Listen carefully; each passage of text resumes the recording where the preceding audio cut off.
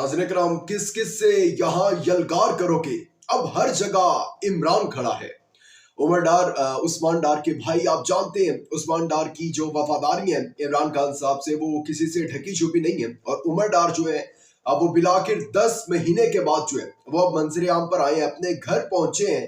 और 2 महीने पहले जो है इनको हिरासत में लिया गया था, लेकिन वैसे ये 9 मई के बाद जो है अभी तक घर वापस नहीं आए थे। लेकिन अब जो है वो घर वापस आ चुके हैं। और आप यकीन जाने कि जब वो उमर डार अपनी वालदा के गले लग रहे थे तो उस टाइम एक माँ कितनी जज्बाती होगी जिसकी मुलाकात जो है अपने बेटे से 10 माह के बाद हो रही है। अब तस्वीर जो है वो देख रहे होंगे, उमर डार का हुलिया भी देख रहे होंगे। उस्मान डार के उमर डार के कारोबार बंद कर दिए गए। सब कुछ जो है किसी न किसी तरीके से मुजालिम जो है वो ढाते रहे उमर डार उस्मान डार पर के किसी तरीके से खान साहब का साथ छोड़ दें। लेकिन अब आप अल्फाज सुनिएगा उनकी वालिदा के कि कितना वो जो है कॉन्फिडेंट है और कैसे जो है इस गंदे निजाम के साथ मुकाबला करने के लिए तैयार है। एक तो उमर डार ने पार्टी का झंडा जो था, पार्टी का परचम जो था पाकिस्तान तहरीक इंसाफ का, वो अपने हाथ में थामे हुए था। और माँ के ये जज्बाती अल्फाज थे कि अब जो है मेरा बेटा भी आ गया है। अब पहले मैं अकेले जंग लड़ रही थी, इमरान खान की आजादी की जंग, अब मेरा बेटा भी आ गया और अब हम दोनों मिलकर जो है वो इनके खिलाफ जंग लड़ेंगे। यानी कि इन्होंने गिरफ्तारियां की, मजालिम ढाए, कारोबार बंद किए कि किसी ना किसी तरीके से ये साइड पर हो जाए और इमरान खान का साथ छोड़ दें। लेकिन दूसरी तरफ उनका कॉन्फिडेंस जो है वो मजीद बढ़ चुका है कि आपने हमें गिरफ्तार किया था, अब देखिए आपने हमें छोड़ दिया, तो अब दोबारा जो है एक नए तरीके से जो है आजादी की जंग जो है वो शुरू होगी। कौमी असम्बली का आज इजलास आपने देखा होगा। ये इजलास नहीं था कौमी असम्बली का, ये इमरान खान साहब की फतह का दिन था, ये आपकी फतह का दिन था। और जिस तरीके से कप्तान के खिलाड़ियों ने बाजी पलटी है और ऐसे ऐसे विजुअल्स के आप हैरान हो जाएंगे, उसको डिस्कस करना आपके साथ बड़ा लाजिम है। मौलाना साहब ने धरने की तरफ इशारा दे दिया, उस मुतालिक भी बात करते हैं कि इस दफा धरना 2014 से बड़ा धरना होने जा रहा है। डिटेल में बात करते हैं, लेकिन आगे बढ़ने से पहले चैनल को सब्सक्राइब करके शुक्रिया का मौका दीजिएगा, वीडियो को लाइक और शेयर लास्ट में कीजिएगा। नाज़रीन इकराम, सबसे पहले बात कर लेते हैं कौमी असम्बली की, जहां पर आज नौ मुंतखब अरकान ने जो है वो हल्फ उठाया है। और आप यकीन जाने, मैं पहले इब्तदाइये में भी कह चुका हूं कि ये कौमी असम्बली का इजलास नहीं था, ये इमरान खान की फतह का दिन था, ये जमहूरियत की फतह का दिन था, ये आपकी फतह का दिन था। वो जो 8 फरवरी से पहले सूरत हाल थी वो अब बदल चुकी है। 8 फरवरी से पहले सूरत हाल आपको याद है, इमरान खान को किस तरीके से जो है वो जल्दी जल्दी सजाएं सुनाई गई। एक दिन साइफर की, फिर अगले दिन तोशाखाना में, फिर अगले दिन जो है वो निकाह, इद्दत में निकाह वाला केस मामला था, उसके अंदर सुना दी। यानी टोटल मिलाकर इमरान खान को 31 साल की सजा जो है वो सुनाई गई। फिर सुप्रीम कोर्ट में जाकर जो है वो पाकिस्तान तहरीक इंसाफ का अदालती कत्ल करवाया गया। उनका जो इंतखाबी निशान था वो उनसे ले लिया गया। 250 से ज्यादा सिंबल्स पर, इंतखाबी निशानात पर जो है उन्होंने इलेक्शन लड़ा, आजाद उम्मीदवार थे। गिरफ्तारियां, कैंपेन की इजाजत नहीं, कोई लाइव जो है वो अपना टिकटॉक कोई जलसा कर रहे हैं, जलसों की इजाजत नहीं थी। लेकिन फिर जो है 8 फरवरी को आया अवाम का दिन, आपका दिन। और 9 फरवरी को छोड़ देना, ये हुकूमत जो बनने जा रही है वो है भी 9 फरवरी वाली, लेकिन आप 8 फरवरी को ही याद रखें कि 8 फरवरी को जो है वो आपने अपने हिस्से का जो है ना काम कर दिया। अपने हिस्से की जो शम्म है वो आपने जला कर रख दी। और जिस तरीके से आपने इतने वोट दिए, इतने वोट डाले कि धांधला प्लस मखसूस नशिस्तें भी नहीं मिल रही अभी तक, और वो मिलनी भी नहीं है, वो चली जानी है पीपल्स पार्टी और नून लीग के हिस्से में आएगी, आप याद रख लीजिएगा। और सब कुछ करने के बाद, हुकूमती मशीनरी जो इस्तेमाल करने के बाद, सब कुछ करने के बाद इनका जो टारगेट था वो ये था कि 30 से 40 नशिस्तों तक जो है वो पाकिस्तान तहरीक इंसाफ को महदूद रखना है। लेकिन फिर भी अगर वो असल रिजल्ट को देखा जाए, फिर तो आपने 2/3 मेजोरिटी दिलवा दी थी ना पाकिस्तान तहरीक इंसाफ को। लेकिन उसके बावजूद भी, ये धांधला करने के बावजूद भी, ये 90 से कम जो है सीटें नहीं करवा सके पाकिस्तान तहरीक इंसाफ की। खैर, आज जो था वो कौमी असम्बली का इजलास हुआ। एक तो इनके लिए खतरे की बात ये भी है, पंजाब असम्बली को हम थोड़ा साइड पर रख देते हैं, वहां पर काफी ज्यादा लूप होल्स हैं, अभी भी है।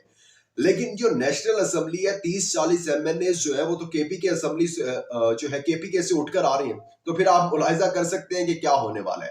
खैर, अब इमरान खान के नाम लेने पर पाबंदी, इमरान खान की तस्वीर दिखाने पर पाबंदी। और आज भी तकरीबन हर एक एमएनए जो सिग्नेचर करने आ रहा था राजा परवेज अशरफ के पास, उसने इमरान खान की तस्वीर हाथों में थामी हुई थी।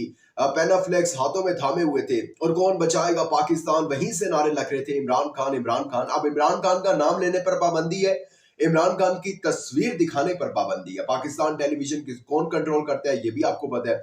अब नशरियात जो है वहीं से जारी होती है, पाकिस्तान टेलीविजन ही उसको जो है वो कवर कर रहा होता है। अब क्या करें वो, अब या तो उसको कितनी दफा जो है वो म्यूट करेंगे। अब उन्होंने कवर भी सारा का सारा जो है इजलास करना है और पूरे इजलास के अंदर जो है वो कौन बचाएगा पाकिस्तान इमरान खान के नारे लगते रहे। एक तो ये अब म्यूट नहीं कर सकते थे, जाहिर सी बात है म्यूट करेंगे तो देखेगा कौन, जाहिर बात है कि कोई भी नहीं देखेगा, तो इनको मजबूरन जो है वो दिखाना पड़ गया, इमरान खान का नाम जो है इनको सुनाना पड़ गया। दूसरी तरफ एक तरफ तो ये एंगल चेंज करते रहे।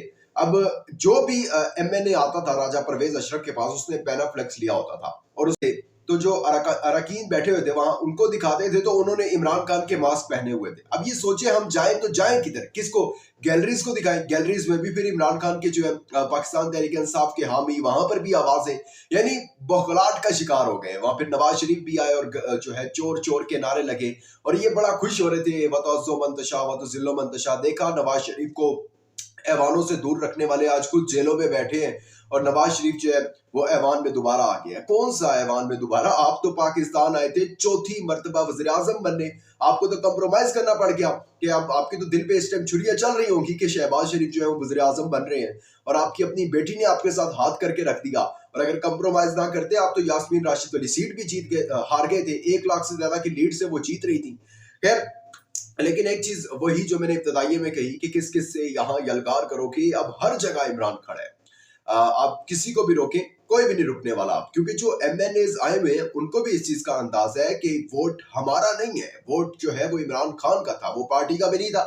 पार्टी तो खत्म हो चुकी थी ना, मैंने पहले बताया आपको 250 से ज्यादा सिंबल्स पर जो इलेक्शन लड़ा इन्होंने, तो पार्टी तो पहले खत्म थी। वोट मिला है सिर्फ इमरान खान का। अब कोई उमर आयूब नहीं है, कोई बैरिस्टर गौहर नहीं है, कोई शेर अफजल मरवत नहीं है, कोई अली मोहम्मद खान नहीं है, कोई शहरयार अफरीदी नहीं है। अब सब के सब जो है वो इमरान खान है और सारे के सारे जो है वो यक ज़बान है कि भाई इमरान खान का जो है नैरेटिव हमने यहाँ पर बयान करना है। और मुझे बड़ी खुशी हुई कि इस दफा तहरीक इंसाफ ने कोई ऐसा मूव नहीं खेला कि जी हम असम्बलियों से जो है वो बाहर बैठते हैं, बल्कि अच्छी बात है कि ऑपोजिशन में बैठकर एटलीस्ट अपनी बात भी कन्वे कर सकती हैं इस तरीके से कि जब आपको बाहर, आपको जाहिर बात है कवर नहीं किया जाएगा, लेकिन जहां इनको मजबूरन कवर करना है वहां पर एटलीस्ट आप अपनी बात जो है इजिली कन्वे कर सकते हैं।